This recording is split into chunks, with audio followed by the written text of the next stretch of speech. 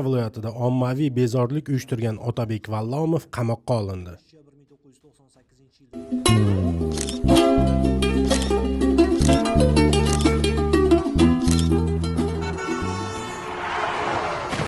Ozoda Nursaidovaning klipiga suratga tushish jarayonida aktrisa halokatga uchradi. 2024-yil 7-noyabr kuni Sabrina Jabborova xonanda Ozoda Nursaidovaning klipiga suratga olish jarayonida avtomobil tomonidan urib yuborilgan. Avtomobil rulida voyaga yetmagan bir aktrisa Sevinch Mavlonova bo'lgan. Девушку сфотографировали, правильно? Да. В колготках. Правильно? O'zbeklarni sharmanda qilayotgan yana bir o'zbek. Peterda 150 ming xorijlikka soxta registratsiya qilgan guruh qo'lga olindi. Jizzax, Namangan va Toshkentda 194 ming AQSh dollari miqdorida qalbaki valyuta musodara qilindi. Farg'onada 9,2 milliard so'mlik qariyb 13 kilogramm narkotik musodara qilindi. Assalomu alaykum. Tanlovingiz va ishonchingiz uchun katta rahmat. Fikrlaringizni kommentariya bo'limida yozib qoldiring. Kanalimizga obuna bo'lishni unutmang. Qani ketdik.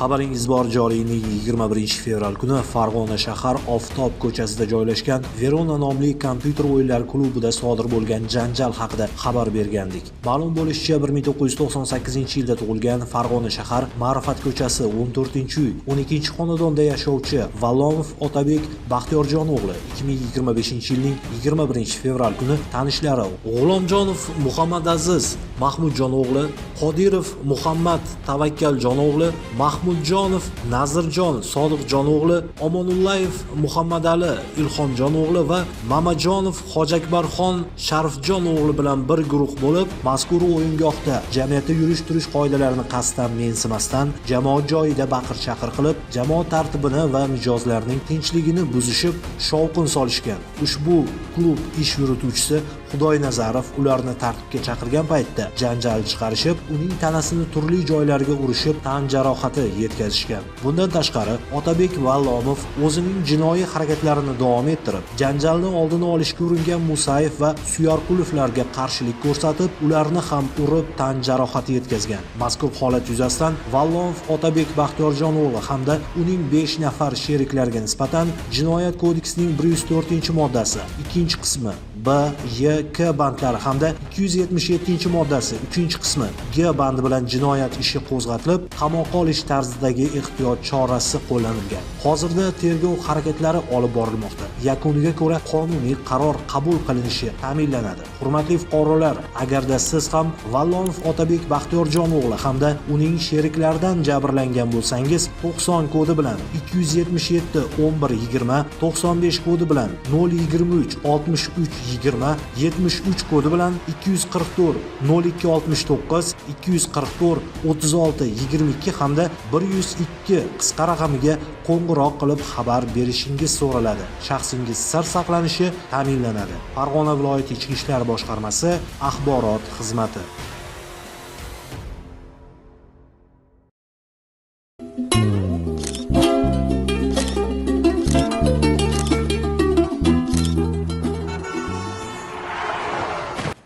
Ozoda Nursaidovaning klipiga suratga tushish jarayonida aktrisa halokatga uchradi.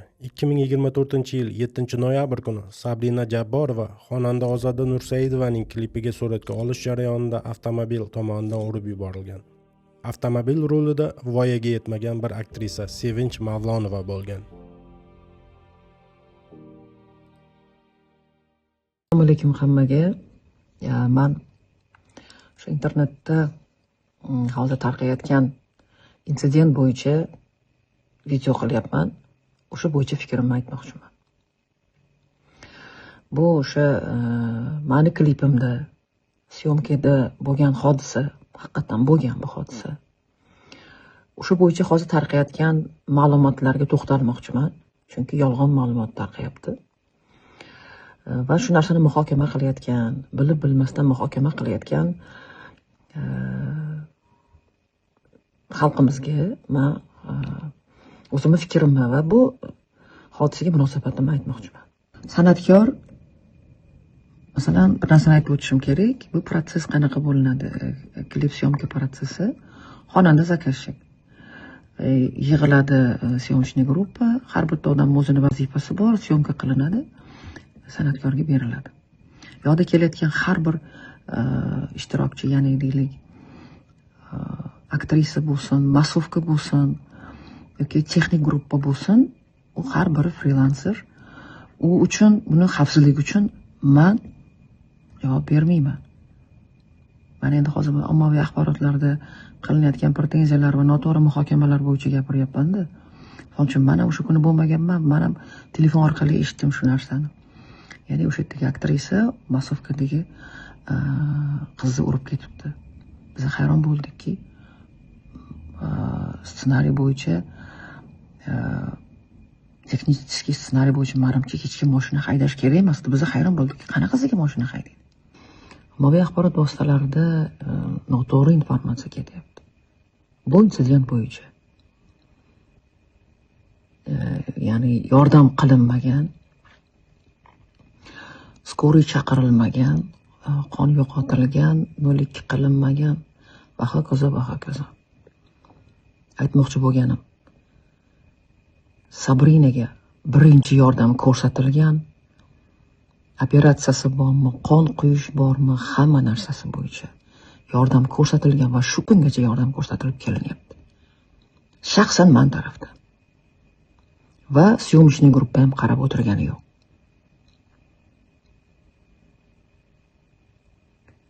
O'sha men ko'zim tushib qoldi. Biz aytayaptiki, 02 qilinmagan deyapti. Qanaqasiga 02 qilinmaydi? 02 ga qo'ng'iroq qilinganning vaqti bor-ku.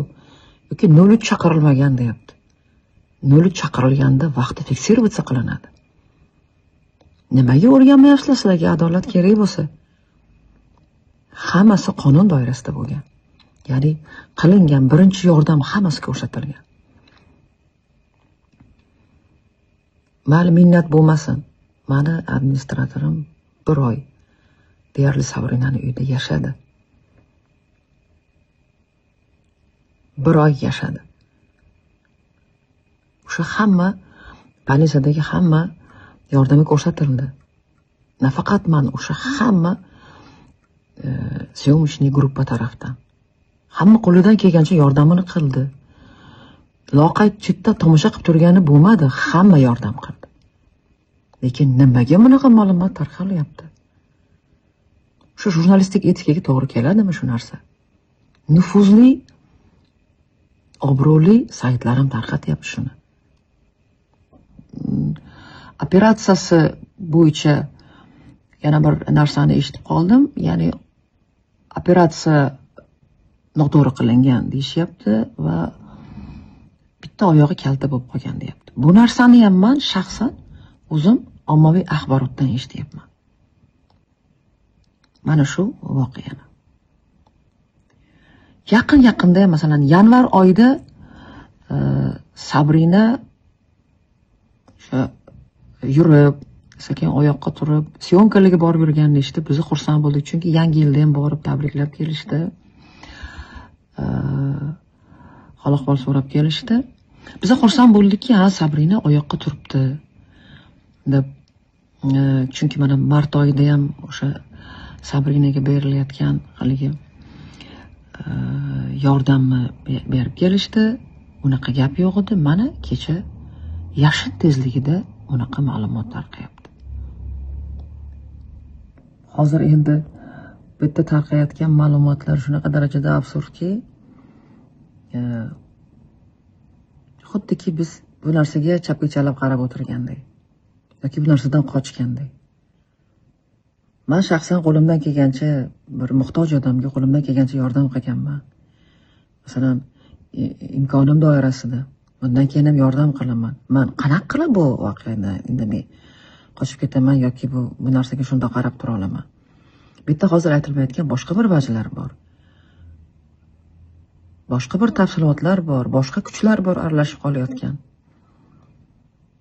Aynan bu narsani purkagan bizga nisbatan boshqacha yetib kelgan boshqa bir holatlar bor. Mayli u narsani keyin bir yana chiqish qilganimda aytarman yoki bu narsani tergovga ma'lum qilarman.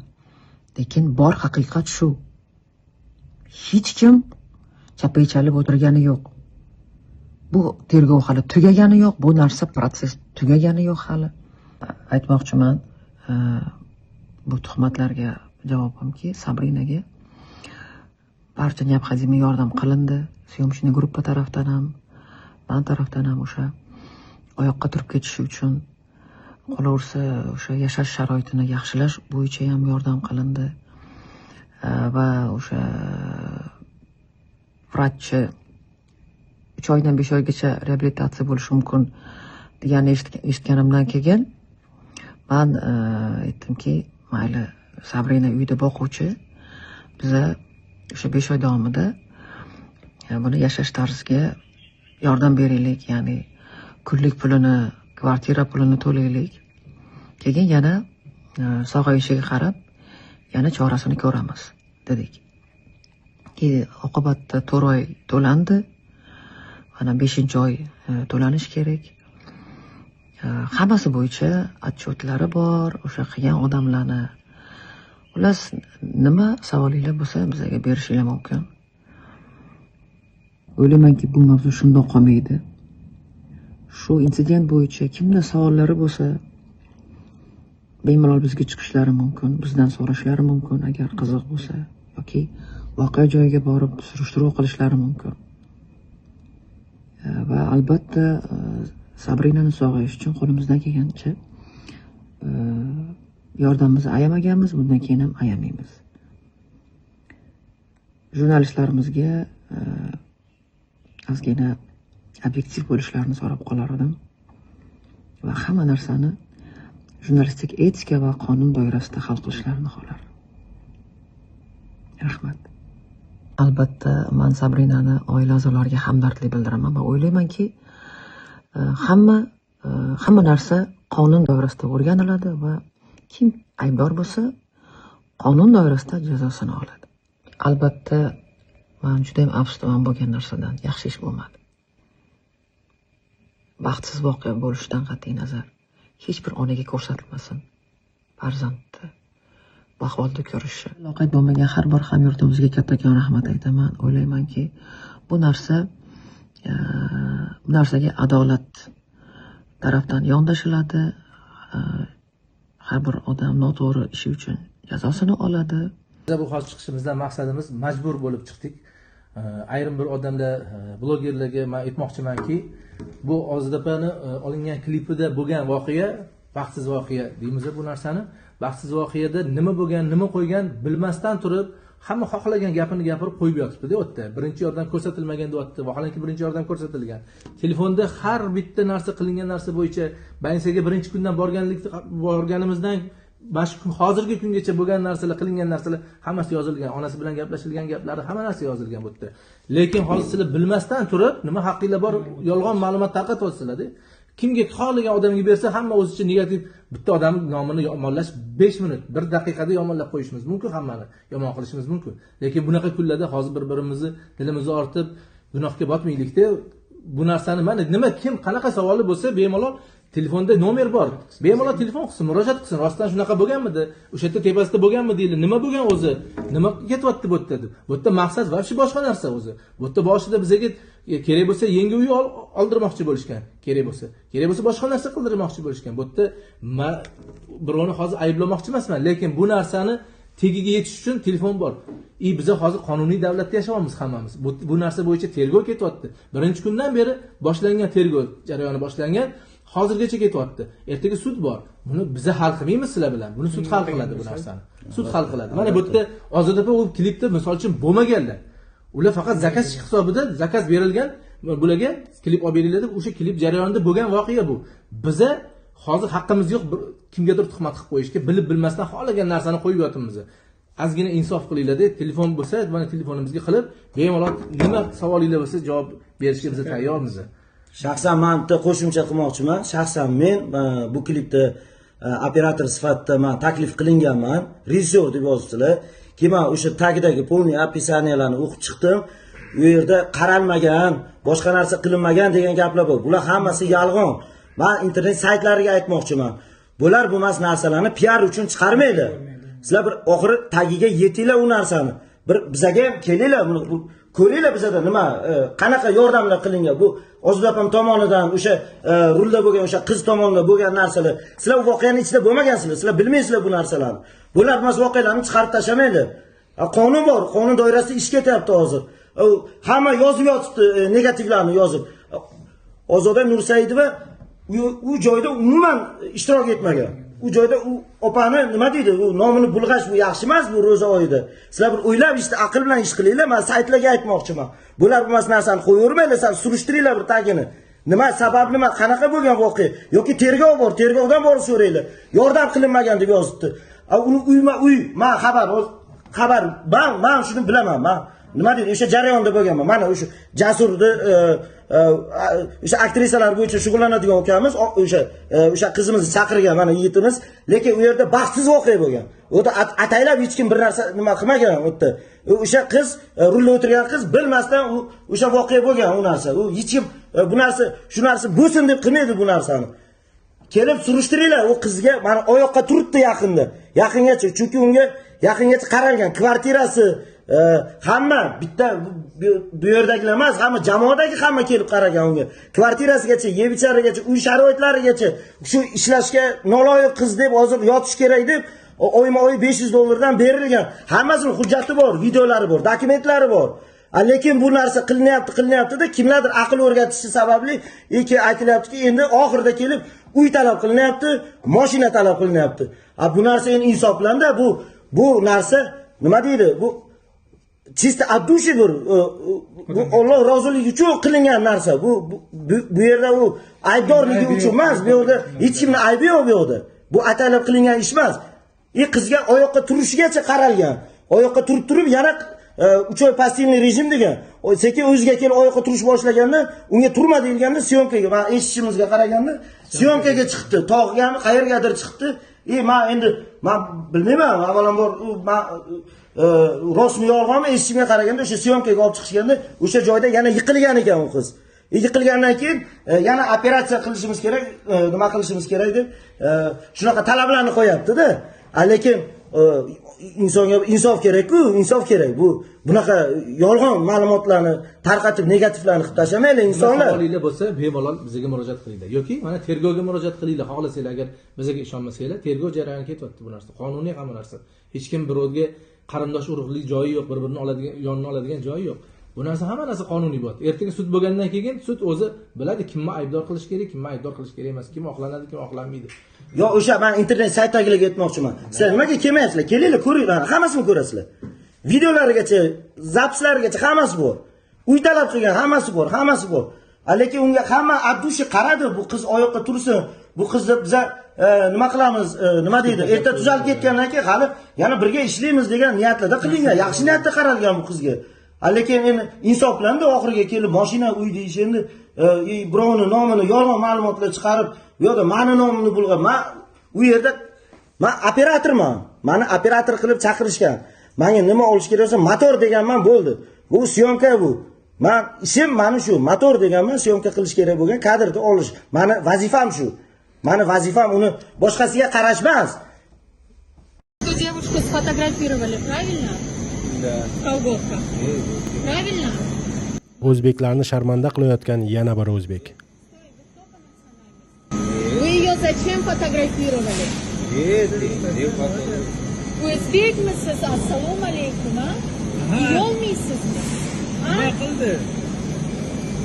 O'lik o'zbek bo'ldi. Nima qildi? Zalik qiling. Nima? Qilyapsizmi pulingni? Mana ko'ring, yo'q. Извини, тебе не стыдно? Suratga oling. Qochib turisiz? Dokumentingiz bormi? Qochib turisiz? Bo'ldi. Вот. Дорогие телеканалы, вот, пожалуйста. На лицо человека посмотрите. Были o'zbek bo'lmaydi. Piterda 150 ming xorijlikka soxta registratsiya qilgan guruh qo'lga olindi. Piterda 150 ming xorijlikka soxta registratsiya qilib bergan guruh ishi sudga oshirildi. Jinoiy guruh 20 kishidan iborat bo'lgan. Ular orasida Ko'plina tumani deputati ham bor. Guruh 2020-yil, 2022-yillarda xorijliklarga soxta registratsiya qilib berishni yo'lga qo'ygan va bundan daromad olgan. Ayblanuvchilarning 128 million rubllik mol-mulki musodara qilingan. Xorijliklarning registratsiyalari va ular asosida olingan hujjatlar bekor qilingan.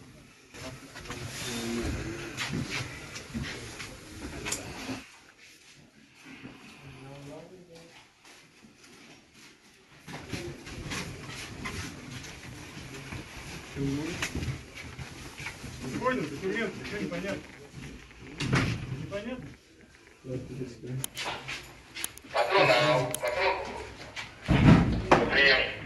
Открывай дверь, полиция! Что тут новую дверь открывать? Не слышали?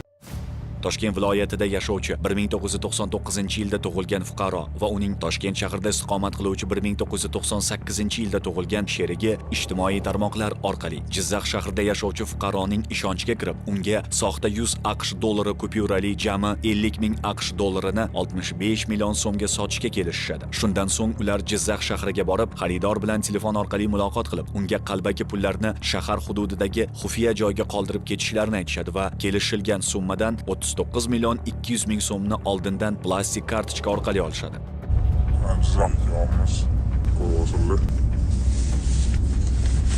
Ammo ular qalbaki valyutalarni belgilangan joyga qoldirmasdan xaridorni aldab, Toshkent shahriga qaytib ketayotgan vaqtlarida Davlat xavfsizlik xizmati hamda Bosh prokuratura huzuridagi departament xodimlari tomonidan Do'stlik tumanida ushlanib, ular ketayotgan avtomashina salonidan to'lov vositasi sifatida qabul qilib bo'lmaydigan 51 ming AQSh dollari ashyoviy dalil sifatida rasmiylashtirib olindi.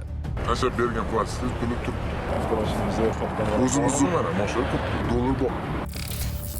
Xizmatning Toshkent viloyati bo'yicha boshqarmasi va iqtisodiy jinoyatlarga qarshi kurash departamenti xodimlari tomonidan poytaxt hududida o'tkazilgan tezkor tadbirda esa Buxoro viloyatida yashovchi 1949 va 1984-yillarda tug'ilgan 2 nafar shaxs hamda Toshkent shahrida istiqomat qiluvchi 1981-yilda tug'ilgan fuqaro o'zaro til biriktirib, chet davlatda tayyorlangan har biri 100 kupyurali qalbaki 50 ming AQSh dollarini haqiqiy 25 ming AQSh dollariga sotgan vaqtlarda qo'lga olindi.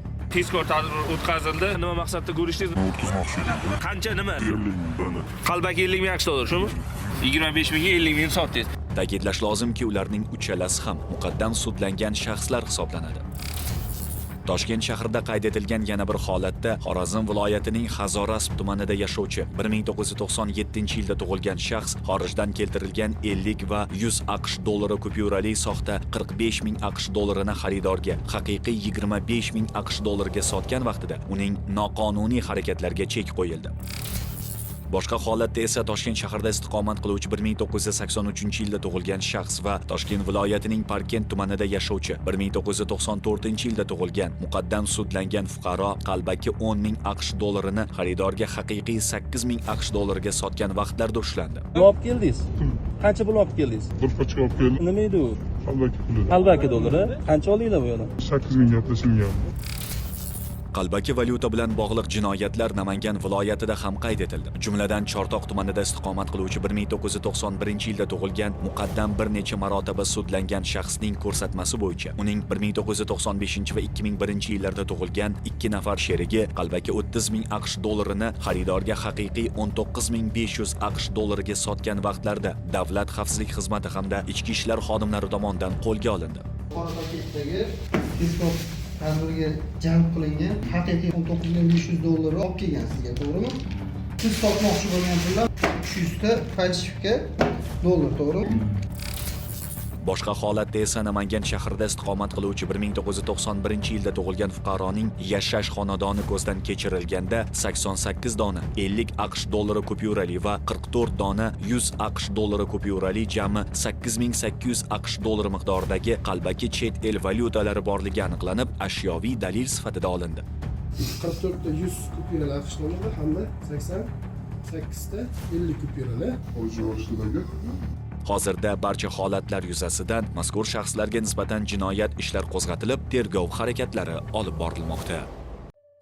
Giyohvandlik vositalarining noqonuniy aylanmasiga qarshi kurashish doirasida joriy yilning 9-yanvar kuni Davlat xavfsizlik xizmatining Farg'ona viloyati bo'yicha boshqarmasi xodimlari tomonidan bojxona va ichki ishlar organlarini jalb qilgan holda o'tkazilgan tezkor tadbirda Farg'ona tumanidagi Mindonobod mahalla fuqarolar yig'inidagi uylardan birida sintetik giyohvandlik vositalari tayyorlash maqsadida tashkil etilgan narkolaboratoriya fosh etildi. Aniqlanishicha, Marg'ilon shahrida yashovchi 1990 va 2001 yillarda tug'ilgan 3 nafar shaxs mazkur xonadonni har oyiga 250 AQSh dollaridan ijaraga olib, u yerda giyohvandlik vositalari tayyorlash bilan shug'ullanishgan. Ko'zdan kechirish davomida ushbu manzildan 8 kilogramm 185 gramm alfa PVP, 4 kilogramm 209 gramm Spice, 427 gramm mefedron sintetik narkotik moddalar hamda ularni tayyorlashda kerak bo'ladigan 12 kilogramm 326 gramm maxsus suyuqlik va 13 kilogramm 925 gramm tamaki mahsulotlari ashyoviy dalil sifatida olindi. Sintetik giyohvandlik vositalar, ularni tayyorlaydigan prekursorlar va ularni foydalanadigan jihozlar anjomlar aniqlandi.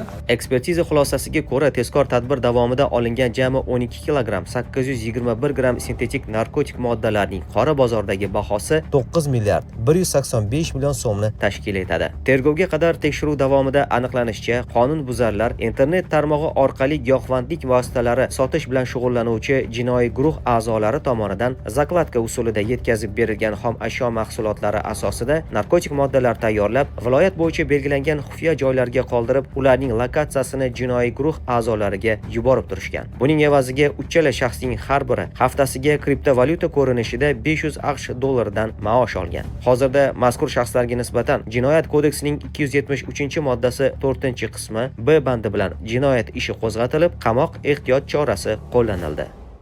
Tanlovingiz va ishonchingiz uchun katta rahmat. Fikrlaringizni kommentariya bo'limiga yozib qoldiring. Kanalimizga obuna bo'lishni unutmang. Salomat bo'ling.